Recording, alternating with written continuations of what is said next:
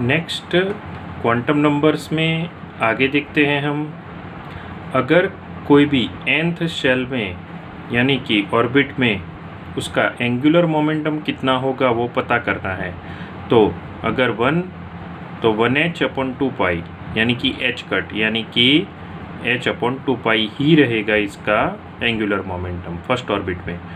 Second orbit तो 2h/2π that is h/π। Third orbit में 3h/2π यानी 1.5h/π।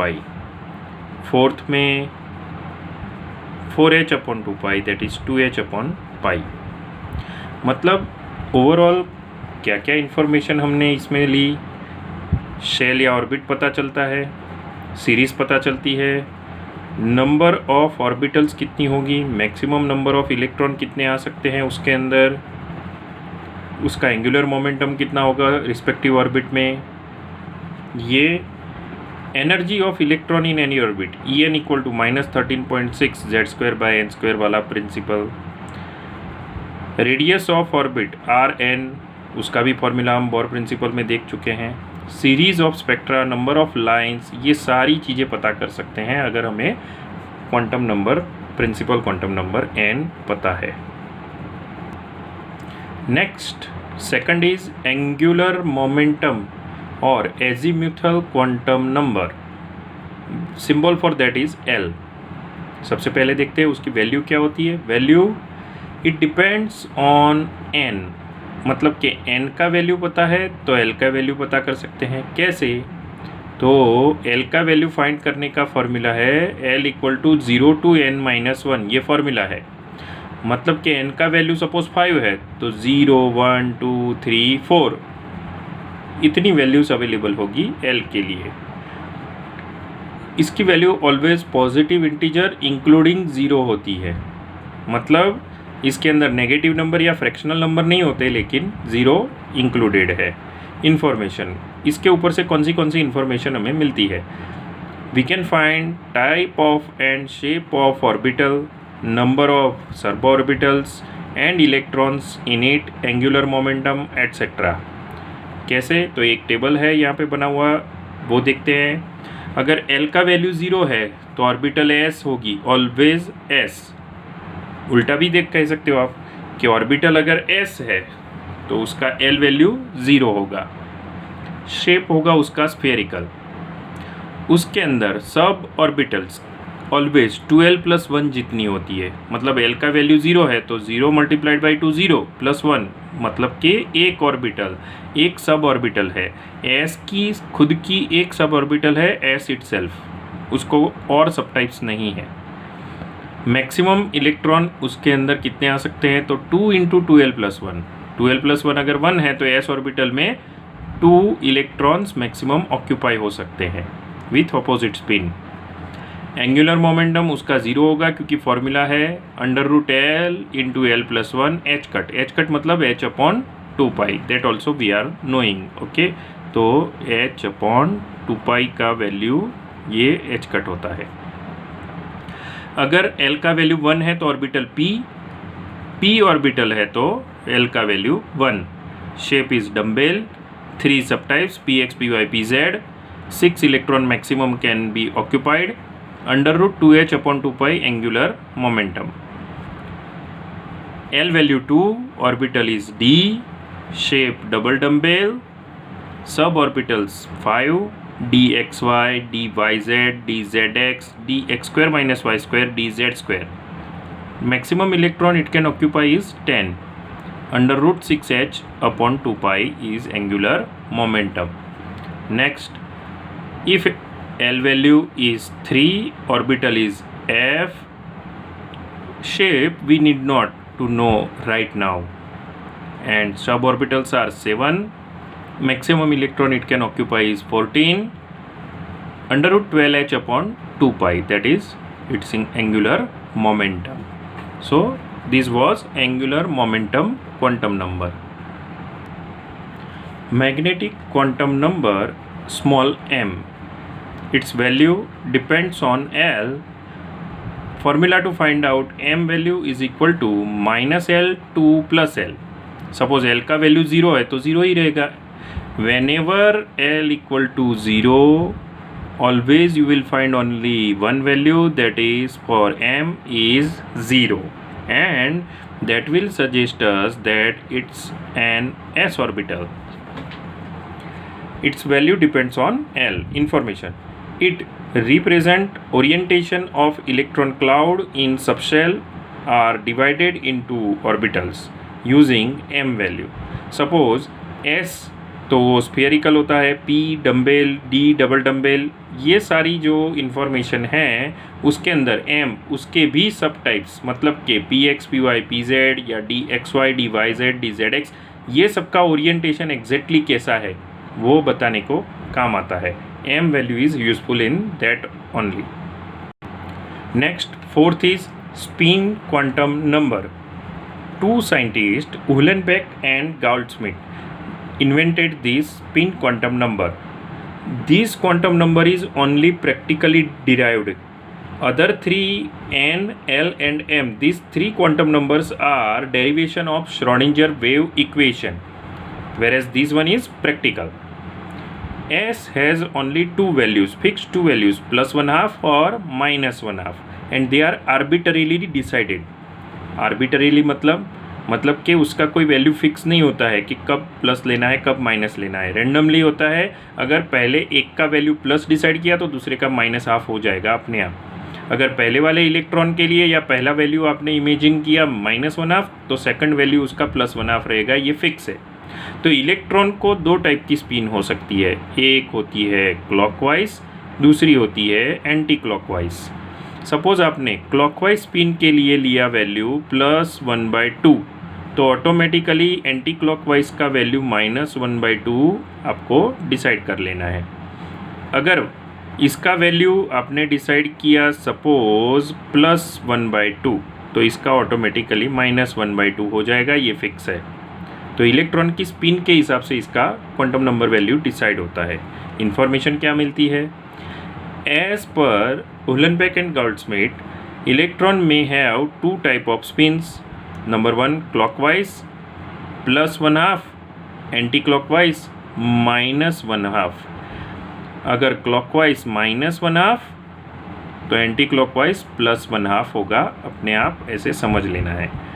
One more information we can derive is spin angular momentum, that is √s × s + 1 h/2π। तो ये भी find कर सकते हैं अलग अलग ऑर्बिटल में इलेक्ट्रॉन के लिए। Now friends, let us see how electrons are filled in different orbitals of atom that are known as rules of filling electron in orbitals. First law is, or first rule is Aufbau rule. Aufbau, this German word, is not a name of any scientist. It means building up. मतलब कि इसका meaning होता है building up, और ये कोई scientist का नाम नहीं है, ये याद रखना। Electrons are first filled in lower energy levels then in higher energy level stepwise. मतलब कि इलेक्ट्रॉन हमेशा पहले लोअर लेवल में और बाद में स्टेप वाइज हायर लेवल में फिलअप होता है, और वो भी फर्स्ट या लोअर लेवल पूरा कम्प्लीटली फिल्ड होने के बाद। इसमें एक या दो एक्सेप्शन फर्स्ट इंट्रोडक्शन के तौर पे हम देखें तो 24 क्रोमियम और 29 कॉपर है एक्सेप्शन, और उसी ग्रुप के कुछ और एलिमेंट्स हैं। तो पूरे पीरियोडिक टेबल में बहुत कम एलिमेंट ऐसे हैं जो ऑफबाउ रूल फॉलो नहीं करते हैं। यूजुअली ये रूल सारे एटम फॉलो करते हैं। तो ये ऑफबाउ रूल के हिसाब से अगर s ऑर्बिटल हम सारी लिख दे 1s 2s 3s 4s 5s ऐसे, उसके बाद p वाली लिखना चाहे तो फर्स्ट यानी कि n प्रिंसिपल क्वांटम नंबर 1 के लिए s ऑर्बिटल ही होती है, p d f वगैरह नहीं होती है, इम्पॉसिबल। सेम वे सेकंड यानी कि अगर n का वैल्यू 2 है तो उसमें 2s और 2p, 2 वाले में 2 ऑर्बिटल पॉसिबल है। 3 प्रिंसिपल क्वांटम नंबर के लिए 3 ऑर्बिटल पॉसिबल है, s p और d, उसमें f पॉसिबल नहीं है। मतलब 3f इम्पॉसिबल, इधर 2d या 2f इम्पॉसिबल। सेम वे अगर प्रिंसिपल क्वांटम नंबर 4 है तो उसमें 4s 4p 4d 4f possible है। अगर प्रिंसिपल क्वांटम नंबर 5 है तो उसमें 5s 5p 5d 5f and 5g possible है, आगे पॉसिबल नहीं है। अब यहाँ पे लिखा नहीं है, ये एक सैम्पलिंग है एग्जाम्पल बनाने के लिए कि भाई कैसे ऑर्बिट का लेवल डिसाइड होता है ऑफ-बाउ रूल में। तो 1s सबसे पहले फिलअप होती है, देखो यहाँ एरो दिखाया गया है। उसके बाद हम वापस जाते हैं, फिर से स्टार्ट करते हैं और ऐसे डायगोनली ऊपर जाते हैं तो 2s फिलअप होती है। फिर से वापस आए, 0 पॉइंट से स्टार्ट किया तो पहले उसके बाद आएगी 1s और 2s के बाद 2p के बाद 3s। डायगोनली ऑर्डर में जो ऑर्बिटल आएगी सीधी लाइन के ऊपर वो ही फिलअप होगी। तो उसके बाद 3s के बाद वापस आए, 0 से स्टार्ट किया, 3p 4s, फिर 3d 4p 5s, फिर से शुरू किया 4d 5p 6s, फिर से शुरू किया। तो ऐसे नीचे से ऊपर जाते ही जो ऑर्बिट का नंबर आता है वो फिलअप होगी। तो इसके हिसाब से 1s अगर हम ऑर्बिट का यहाँ पे एनर्जी लेवल लिखे तो 1s is lowest energy level, सबसे पहले इलेक्ट्रॉन इसी में फिल होता है। उसके बाद कौन सा है 2s। यहाँ पे अगर हम एक ऑर्डर लिखने का ट्राई करें तो किस टाइप का ऑर्डर बनेगा, तो 1s less than 2s, 2s is again less than 2p, less than 3s, less than 3p। तो इस तरह से एनर्जी का आगे ऑर्डर बनता जाएगा। 3p के बाद 3d, 3p के बाद 4s, 3d 4p 5s, इस तरह से ऑर्डर में हम देख सकते हैं। तो ये है ऑफ-बाउ रूल, इसके हिसाब से ही इलेक्ट्रॉन हमेशा फिलअप होते हैं।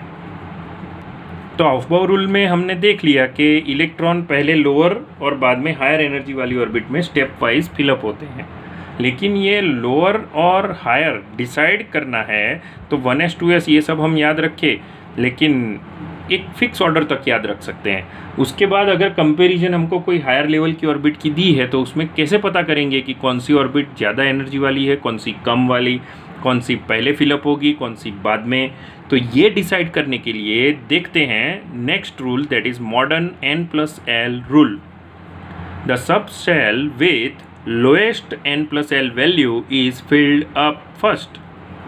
If 2 or more subshells have same n+l value, the subshell with lowest n value is filled first.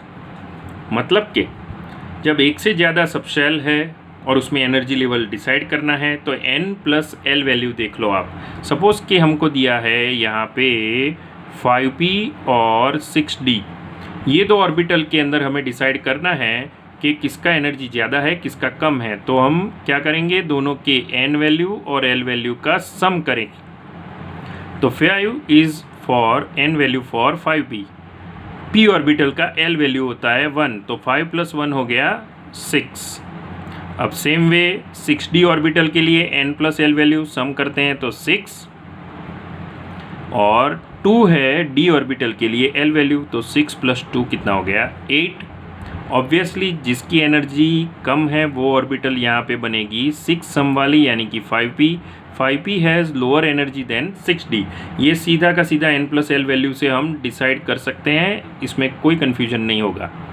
लेकिन कभी कभी कन्फ्यूजन आ सकता है जब दोनों का सम इक्वल हो। 3d 4s एक एग्जांपल लेते हैं, तो 3d उसका n वैल्यू है 3 और d ऑर्बिटल का l वैल्यू डिसाइड करना है तो l 0 1 2 3 s p d f, वो जो आगे हमने l के लिए देखा था उसके ऊपर से याद रखना है फ्रेंड्स।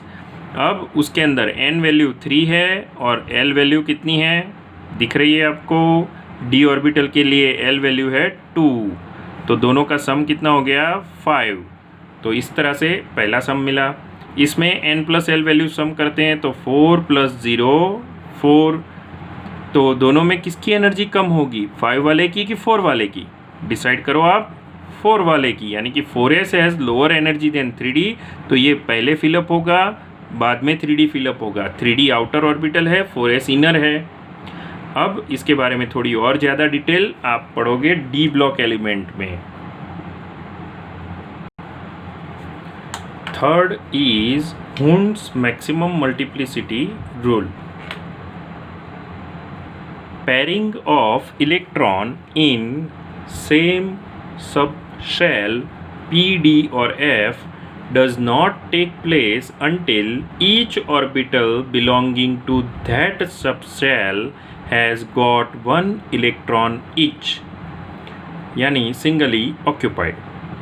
मतलब कि कोई भी एटम के अंदर पेयरिंग ऑफ इलेक्ट्रॉन तब तक नहीं होता जब तक कि सेम सब शेल यानी कि PDF, सपोज P लेते हैं तो उसके 3 सब शेल है, PX, PY, PZ, तीनों के अंदर अगर इलेक्ट्रॉन फिलअप नहीं होने, एक एक इलेक्ट्रॉन नहीं हुए हैं, तब तक उसका पेयरिंग पॉसिबल नहीं है। सेम वे D ऑर्बिटल के अंदर 5 सब टाइप्स होते हैं और उसमें हर एक को एक एक इलेक्ट्रॉन नहीं मिल गया तब तक उसका पेयरिंग ऑफ इलेक्ट्रॉन शुरू नहीं होगा। सेम वे F ऑर्बिटल के लिए 7 इलेक्ट्रॉन फिलअप होने के बाद 8th इलेक्ट्रॉन का पेयरिंग शुरू होता है। तो ये है हुंड्स मैक्सिमम मल्टीप्लिसिटी रूल। आगे चल के जिसके क्वेश्चन करेंगे तो एग्जाम्पल और ज़्यादा क्लियर होंगे इसके। Next 4th is Pauli's exclusion principle. No two electrons in any atom has same value of all 4 quantum numbers। मतलब कि कोई भी 2 एटम ले लो, उसके अलग अलग इलेक्ट्रॉन, या एक ही एटम के 2 अलग अलग इलेक्ट्रॉन, कभी भी 2 क्वांटम नंबर का सेट उनका कभी इक्वल नहीं होगा। क्वांटम नंबर का सेट मतलब सेट पूरा होता है N, L, M और S 4 क्वांटम नंबर की वैल्यू डिसाइड करने के बाद। For example N orbital can accommodate maximum 2 electron with opposite spin only. मतलब कि सपोज ये एक ऑर्बिटल है तो उसके अंदर मैक्सिमम 2 इलेक्ट्रॉन ऑक्यूपाई हो सकते हैं और वो भी ऑपोजिट स्पिन वाले, सिमिलर स्पिन से नहीं हो सकते। सपोज आपको ऐसा डायग्राम दिया गया है तो ये रॉन्ग है, ये राइट है। अगर सपोज आपको दिया गया है दोनों डाउन स्पिन वाले तो दोनों गलत है। तो मतलब ये 2 गलत डायग्राम है, ये वाला सही डायग्राम है। तो ऐसे क्वेश्चन सॉल्व करने से आपको और समझ में आएगा कि किस तरह से ये रूल एप्लीकेबल है। जब आगे हमने अफबाउ प्रिंसिपल देखा तो उसमें बात की थी कि क्रोमियम और कॉपर, सिर्फ ये 2 एग्जाम्पल ऐसे हैं जो मतलब अभी तक इंफॉर्मेशन 1 to 30 एटम नंबर की हम लेते हैं तो उसके हिसाब से। तो 24 और 29 एटॉमिक नंबर वाले 2 अफबाउ रूल को फॉलो नहीं करते। फॉर एग्जाम्पल 24 क्रोमियम, उसके अंदर हम इलेक्ट्रॉन फिलअप करना शुरू करें, इलेक्ट्रॉनिक कॉन्फ़िगरेशन लिखे तो ऑर्बिटल का जो एनर्जी लेवल था वो हम लिख देते हैं पहले 1s, 2s, 2p, 3s। Okay, तो यहाँ तक अगर आप इलेक्ट्रॉन फिलअप करते हो तो कौन से एटम का एटॉमिक नंबर बनेगा वो देखो। 1s 2, s की मैक्सिमम कैपेसिटी होती है 2 इलेक्ट्रॉन की, तो s में 2, p की मैक्सिमम 6 और s 2, तो 2 + 2 4 6 10 2 12 मैग्नीशियम का इलेक्ट्रॉनिक कॉन्फ़िगरेशन हुआ।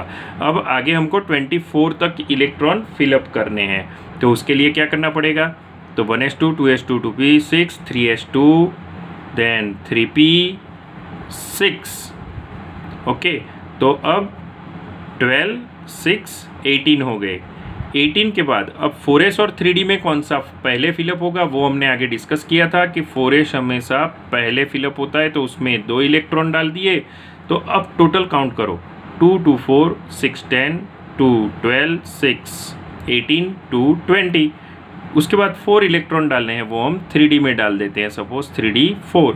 तो ये जो इलेक्ट्रॉनिक कॉन्फ़िगरेशन क्रोमियम के लिए हमने लिखा वो गलत है, वो रूल के हिसाब से है। अफबाउ रूल के हिसाब से ये सही है, पर क्रोमियम और कॉपर ये एक्सेप्शन है, ये रूल फॉलो नहीं करते। क्यों नहीं करते? क्योंकि उसके अंदर 4s में अगर 1 इलेक्ट्रॉन और 3d में अगर 5 इलेक्ट्रॉन फिलअप हो जाते हैं और इलेक्ट्रॉनिक कॉन्फ़िगरेशन यहाँ से यहाँ तक का जो 18 नंबर मतलब कि आर्गॉन कंप्लीट का है तो हम वैसे ही लिखेंगे अभी नेक्स्ट टाइम। तो 24 chromium, that is argon complete, and then 4s1 3d5।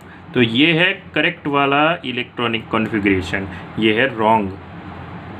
तो इसमें जब हाफ फिल्ड ऑर्बिटल होती है, मतलब कि कोई भी ऑर्बिट अगर 100% फिल्ड है, 50% फिल्ड है या 0% फिल्ड है, मतलब कि completely field, exactly half filled या एग्जैक्टली एम्प्टी, तो ये तीन कंडीशन में उसकी स्टेबिलिटी इंक्रीज़ होती है। तो ये स्टेबिलिटी इंक्रीज़ करने के लिए यहाँ पे 50, यहाँ पे 50% फिलअप किया, तो उसकी स्टेबिलिटी इसके कंपैरिजन में, ये इलेक्ट्रॉनिक रॉन्ग वाली जो है उसके कंपैरिजन में राइट वाली ज़्यादा स्टेबल बनेगी। तो स्टेबिलिटी के लिए क्रोमियम और कॉपर ऐसा करते हैं। तो कॉपर के अंदर सिमिलरली 29 कॉपर की अगर हम बात करें तो रॉन्ग वाला electronic configuration argon complete, then 4s1 and 3d, sorry 4s2 and 3d 18, 18 and 2 20, 20 and 9 29 हो जाएगा। ये है कौन सा इलेक्ट्रॉनिक कॉन्फ़िगरेशन? 29 कॉपर का रॉन्ग वाला, जो कि हमको याद रखना भी नहीं है, ये रॉन्ग है। तो ऐसा रूल के हिसाब से होता है, लेकिन रूल फॉलो करता नहीं है, ये एक्सेप्शन है। तो करेक्ट वाला 29 कॉपर, उसका इलेक्ट्रॉनिक कॉन्फ़िगरेशन हो जाएगा आर्गॉन कंप्लीट 4s1 3d10। तो ये हाफ फील्ड, ये कम्प्लीटली फील्ड, स्टेबिलिटी इंक्रीज। तो इस तरह से ये दो एग्जाम्पल खास याद रखना। इसमें कभी कभी quantum number related, electron related question भी आते हैं। ये स्ट्रक्चर ऑफ एटम के लिए हम बहुत ही इम्पोर्टेंट, कोई ना कोई कॉम्पिटिटिव एग्ज़ाम में पूछे गए हैं, ऐसे ही क्वेश्चन यहाँ पे सिलेक्ट करके लिए हैं, जिससे मोस्ट ऑफ सारे फार्मूला की एक रिवीजन हो जाए और कौन से टाइप के क्वेश्चन आते हैं इसका एक आइडिया मिल जाए। Question 14, if the total energy of an electron is -1.51 electron volt in hydrogen atom, find number 1 kinetic energy, number 2 potential energy, number 3 its orbit, number 4 radius, number 5 velocity of electron in that orbit. तो friends, सबसे पहले जो भी question का data है उसको properly analyse करना होता है। तो सबसे पहले हम डेटा लिखेंगे। नंबर 1, इसके अंदर गिवन क्या है? तो if the total energy is given -1.51 EV, 1.51 EV, okay. इसके ऊपर से फाइंड करना है नंबर 1 काइनेटिक एनर्जी। तो काइनेटिक एनर्जी और टोटल एनर्जी का रिलेशन ये तो हमको पता है, kinetic energy equal to minus total energy. तो इसका वैल्यू हो जाएगा -1.51, that is equal to 1.51 EV। ये हो गया काइनेटिक एनर्जी। सबसे पहले हमको ये वैल्यू मिल गया। अब सेकंड हमको फाइंड करने को बोला है PE, पोटेंशियल एनर्जी। तो सेकंड कैलकुलेशन के लिए हम फार्मूला ही सीधा रख देते हैं। Potential energy is equal to 2 times total energy, that is equal to 2 multiplied by -1.51, that is equal to -3.02 EV, okay. तो फ्रेंड्स, सेकंड ये भी आंसर मिल गया हमको, फर्स्ट हो गया।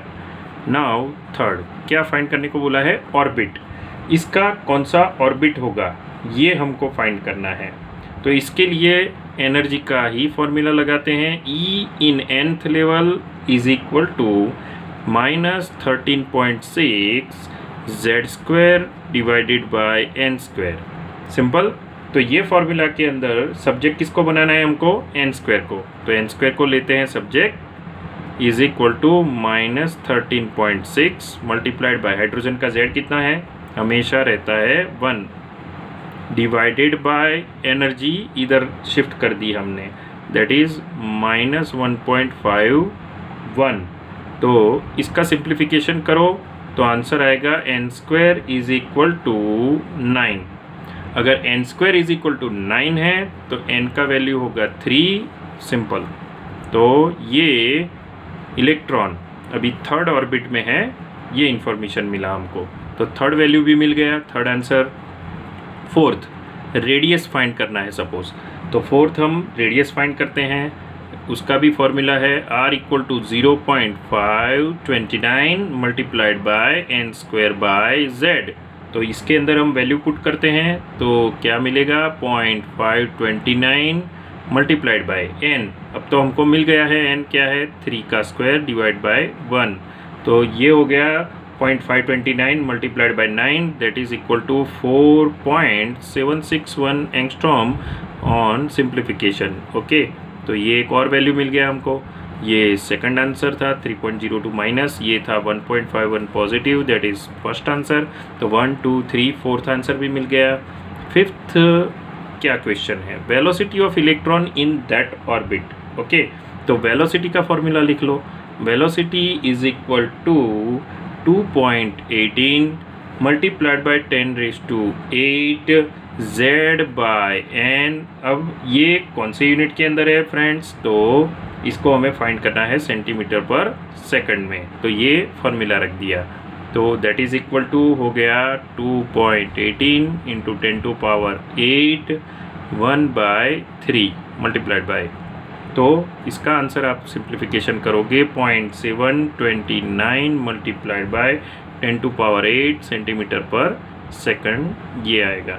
तो फ्रेंड्स सारा फॉर्मूला बेस ही है, ऐसे सॉल्व करते जाएंगे। बोर प्रिंसिपल के अंदर ये क्वेश्चन इम्पोर्टेंट है। नेक्स्ट क्वेश्चन है 15, calculate energy of Li+2 ion in third excited state. Friends सबसे पहले हमको क्या दिया गया है, आयन Li2+ आयन के लिए Z लिख लो, Z is 3, n is orbit in which level it is in third excited state। third excited state is fourth orbit। fourth orbit में जब इलेक्ट्रॉन जाता है तो उसको कहते हैं हम third excited state।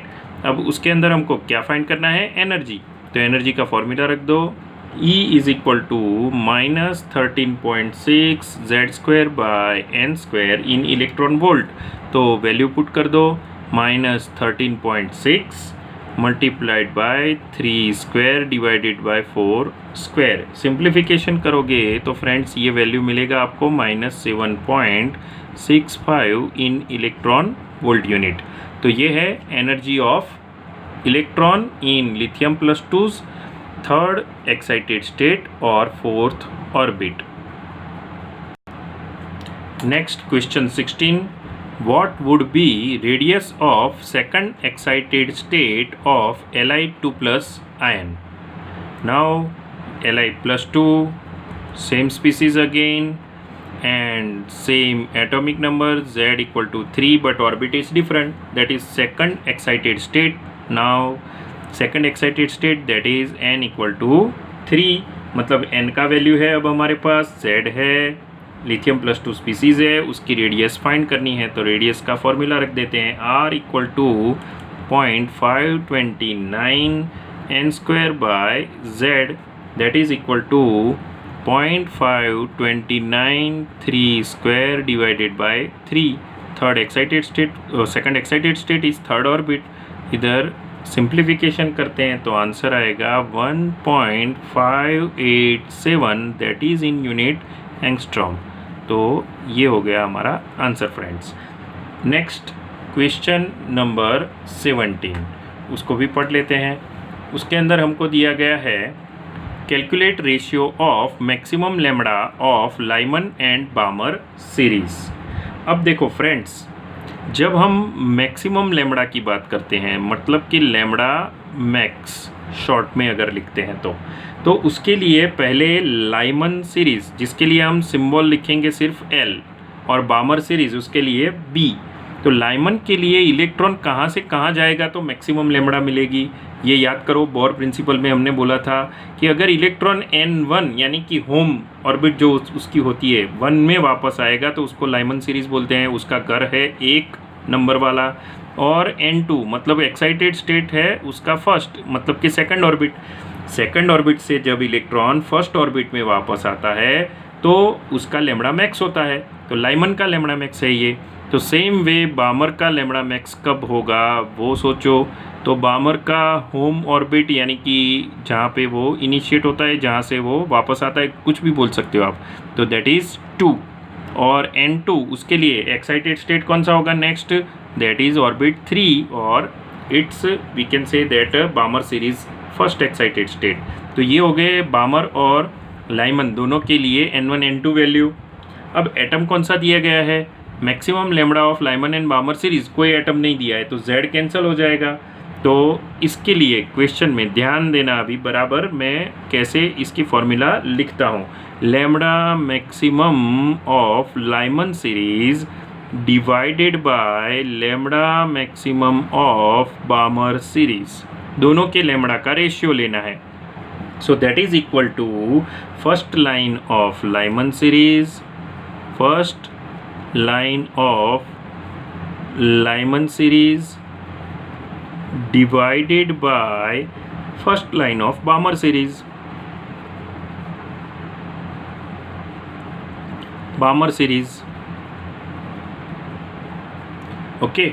ये फॉर्मूला के हिसाब से अगर वैल्यू पुट करें तो उसको न्यू बार का फॉर्मूला भी बोल सकते हैं, मतलब कि nu bar Lyman divided by nu bar that is wave number of Balmer is equal to, अब बामर वाला ऊपर जाएगा लेमड़ा का फॉर्मूला, लाइमन वाला नीचे आएगा, क्योंकि nu bar is equal to 1 upon lambda होता है, nu bar is equal to 1 upon lambda होता है। तो लाइमन का ऊपर लिखा, वो नीचे लेमड़ा लिखेंगे, बामर का ऊपर लिखेंगे, तो हमको सीधा रेशियो मिलेगा 1 upon lambda Balmer upon 1 upon lambda Lyman is equal to RZ² cancel हो जाएगा फॉर्मूला में, ये मैं नहीं लिख रहा हूँ, वो आप समझ लोगे, फॉर्मूला आपने देखा है। तो 1 upon 2 square minus 1 upon 3 square, ये बामर वाली वैल्यू 2 और 3 हमने लिख दी सबसे पहले, divided by now 1 upon 1 square minus 1 upon 2 square. Simplification करो फ्रेंड्स इसको, तो और थोड़ा सिंप्लीफाई करते हैं, 1 upon 4 minus 1 upon 9 divided by 1 upon 1 minus 1 upon 4। Simplification में इसका एलसीएम होगा 9 मल्टीप्लाई बाय 4, इसका 4, सो 36 होगा, तो इसका सिंप्लीफिकेशन का आंसर आएगा 5/36 और इसका आएगा सिंप्लीफिकेशन 3/4। अब इसको और सिंप्लीफाई करने के लिए ऊपर 4 को 5 से मल्टीप्लाई करो, 3 को 36 से मल्टीप्लाई करो और सिंप्लीफाई करो, तो आंसर आ जाएगा 5/27, that is final answer. So this is answer for our lambda max of Lyman to lambda max of Balmer ratio. Okay, तो फ्रेंड्स इस तरह से कैलकुलेट करते हैं लेमड़ा का ratio. Next question 18, in which of the following transition will the wavelength be maximum और minimum. क्या find करना है, मिनिमम, मैक्सिमम नहीं करना है फाइंड, मिनिमम फाइंड करना है। तो ये क्वेश्चन के अंदर जब हम सॉल्व कर रहे हैं तो एक चीज़ हमको पता होनी चाहिए कि कौन से लेवल से कौन से लेवल में इलेक्ट्रॉन जाएगा, तो डिफरेंस एनर्जी का ज़्यादा होगा, जितना एनर्जी डिफरेंस ज़्यादा वेवलेंथ होगी उतनी कम। तो एक रैंडम केस के हिसाब से पहले जाते हैं, तो 4 से 6 2 लेवल का गैप है, 2 to 4 2 लेवल का गैप है, 1 to 3 2 लेवल का गैप है, 1 to 2 एक ओनली 1 गैप है, 1 ऑर्बिटल जंप है। अब जहाँ पे मैक्सिमम जंप हो ऐसे 3 है ऑप्शन, 1 2 और 3, 2 2 2 2 का गैप है, तो मतलब कि ये ऑप्शन 4th निकल गया। अब जितने हम सेंटर के पास होते हैं, मतलब कि जहाँ जितना डिफरेंस ऑर्बिटल का ज़्यादा और ऑर्बिटल जितनी न्यूक्लियस के पास होती है ऐसा जंप होता है, तो उसमें यहाँ पे लैम्बडा मिनिमम मिलता है क्योंकि एनर्जी मैक्सिमम डिफरेंस होती है। तो एक ये हो गया, तो इसके ऊपर से हमको पता चलेगा कि आंसर कौन सा है, 3 बराबर, जहाँ पे एनर्जी गैप ज़्यादा लैम्बडा मिनिमम। अब थोड़ा परफेक्शन से जाना है तो कैलकुलेशन करना पड़ेगा आपको। 1 से लेके 6th एनर्जी लेवल, यहाँ पे मैक्सिमम 1 और 6 के बीच का गैप दिया हुआ है, तो इतनी एनर्जी पता होनी चाहिए हाइड्रोजन के लिए। तो सपोज 6th लेवल में एनर्जी होती है -0.38 EV, 4th लेवल में होती है -0.85 EV। दोनों का अगर डिफरेंस निकाले तो मिलेगा हमको 0.47 EV। तो यहाँ पे लेमड़ा के लिए कंपैरिजन के लिए एनर्जी का कंपैरिजन हम करेंगे, बराबर। तो जितनी एनर्जी ज़्यादा होगी उतना लेमड़ा वैल्यू कम होगा, लेमड़ा मिनिमम होगा। Energy and lambda are inversely proportional. 4th level का एनर्जी वैल्यू है 0.85, फिर से लिख दिया, और सेकंड लेवल का एनर्जी वैल्यू है -3.4, ये हमको पता है। दोनों का डिफरेंस निकाल लो, that will be 0.51 EV। 3rd level में एनर्जी वैल्यू है -1.51 और फर्स्ट लेवल में एनर्जी वैल्यू कितना है फ्रेंड्स, ये तो याद होता ही है हमको, 13.6। दोनों का डिफरेंस निकाल लो, 12.09। n equal to 2, second level में -3.4, फर्स्ट लेवल में -13.6। दोनों का डिफरेंस निकालेंगे अगर तो 10.2। अब ये चार वैल्यू को कंपेयर करो, जिसका सबसे ज़्यादा वैल्यू वो है मिनिमम लेमड़ा, 0.47, 0.51, 12.09 एंड 10.2। तो ये वैल्यू सबसे ज़्यादा है, मतलब थर्ड वाला ऑप्शन करेक्ट आंसर हो गया।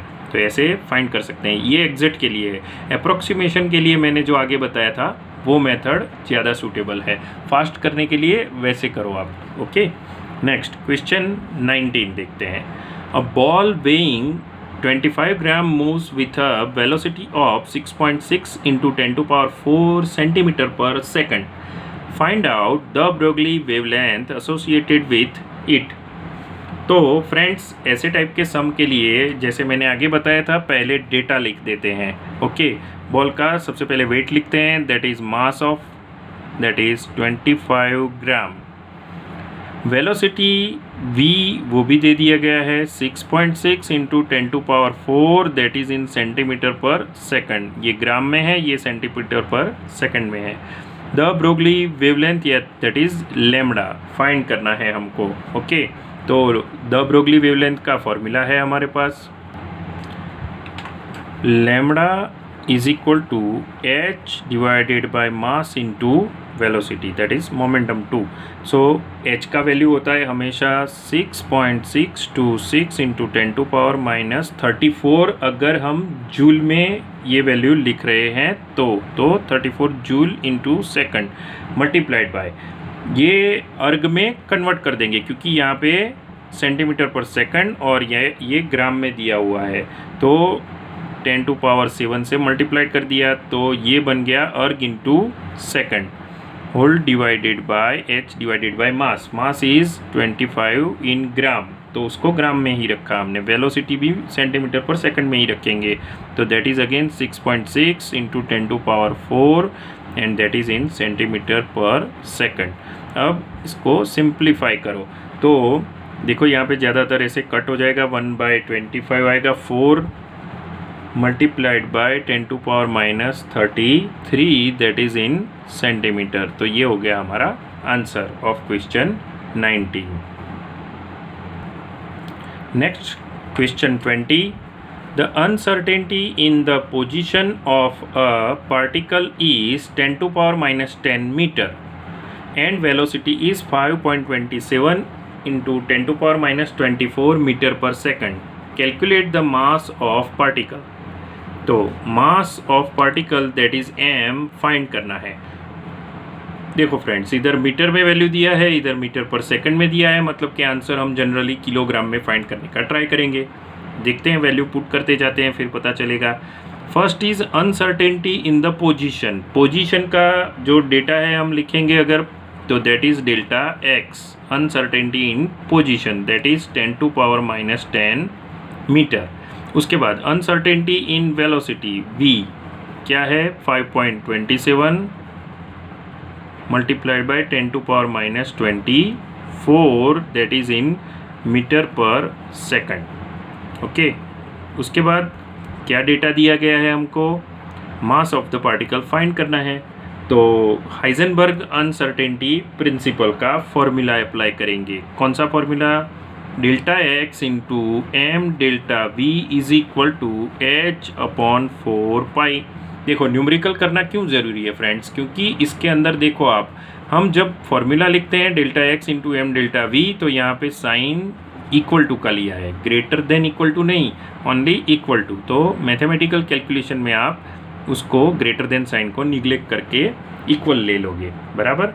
अब इसके अंदर मास जो है उसको सब्जेक्ट बनाना है, बाकी सब चीज़ें सामने भेज देते हैं। तो mass equal to h divided by 4 pi then delta x into delta we.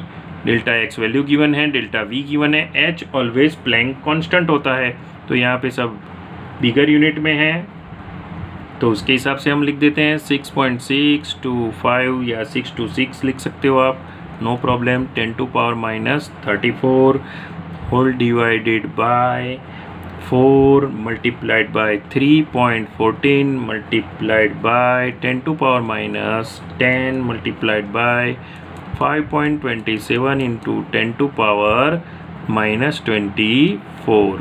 ये सारा डेटा जो था इसके हिसाब से हमने फॉर्मूला में वैल्यू पुट कर दिया। अब सिंप्लीफाई करो इसको, तो आंसर आएगा 0.099 किलोग्राम। ये है क्वेश्चन का आंसर। तो इस तरह से सॉल्व करते हैं फ्रेंड्स हाइजेनबर्ग अनसर्टेनिटी प्रिंसिपल के sum. Next question 21, the representation of orbital with n equal to 4 and l equal to 1, what is that? 4d, 4s, 4f और 4p। तो देखो फ्रेंड्स, n का वैल्यू जहाँ पे 4 है तो आगे तो 4 ही आएगा, सब में दिया हुआ है।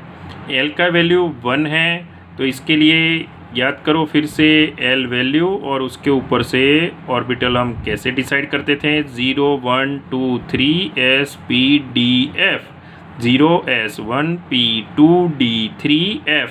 तो इसके हिसाब से l वैल्यू 1 है तो ऑर्बिटल कौन सा रहेगा? p।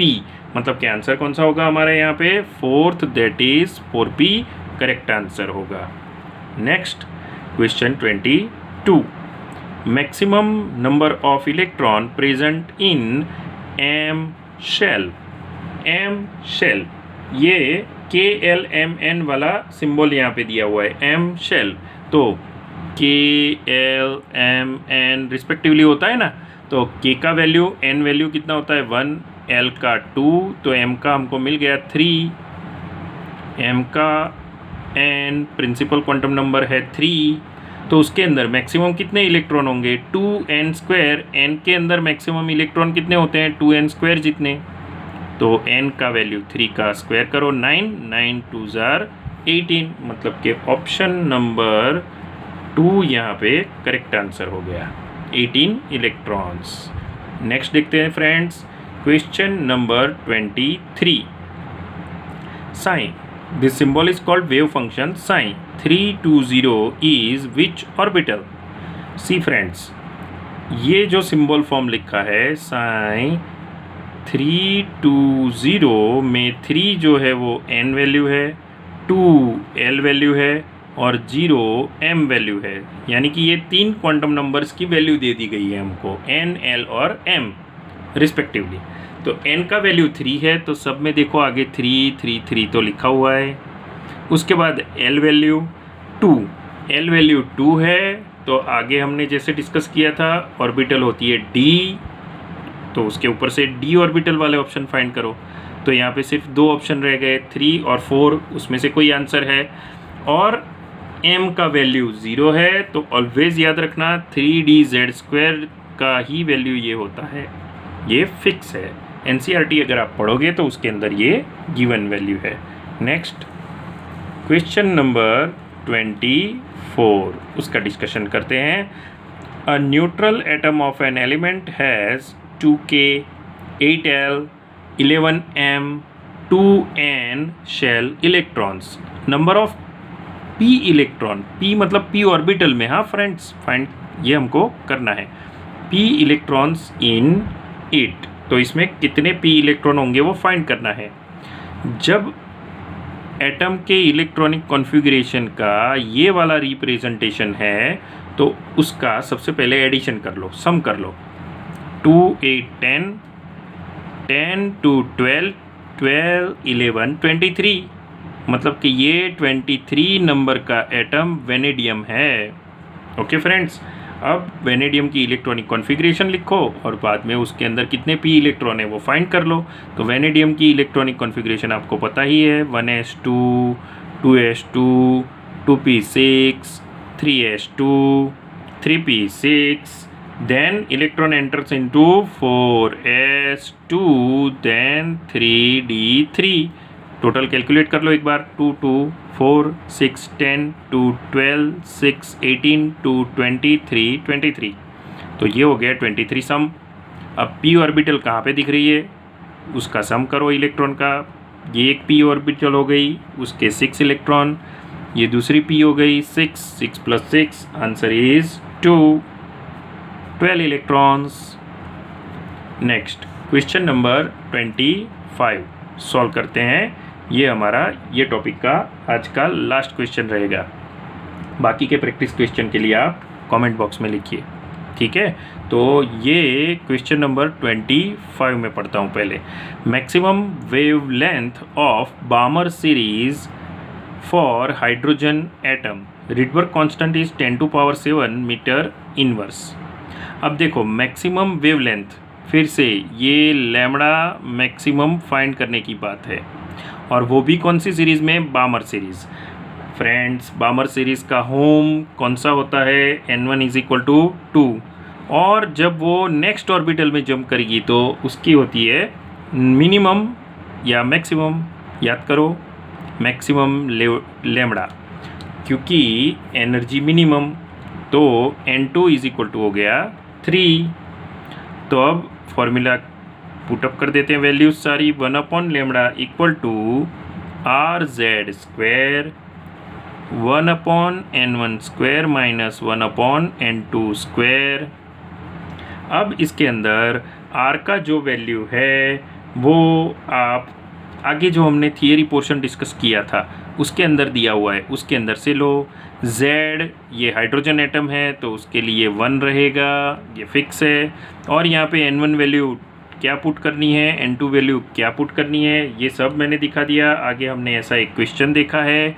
तो लास्ट स्टेप में आप लैम्बडा को सब्जेक्ट बनाओ, आंसर फाइंड करो और कमेंट बॉक्स में लिखो। ये क्वेश्चन आपके लिए है।